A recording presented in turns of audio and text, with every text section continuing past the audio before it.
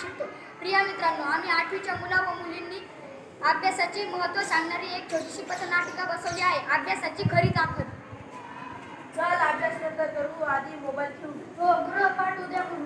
नाही मित्रांनो, रोजचा अभ्यास रोज केला तर परीक्षा सोपी जाते. वेळेचे नियोजन करा. दररोज वाचन, लेखन, उजळणी करा. रोजचा अभ्यास रोज पूर्ण करा. आम्ही घरी अभ्यासासाठी योग्य वातावरण देऊ आणि मुलांना प्रोत्साहन देऊ.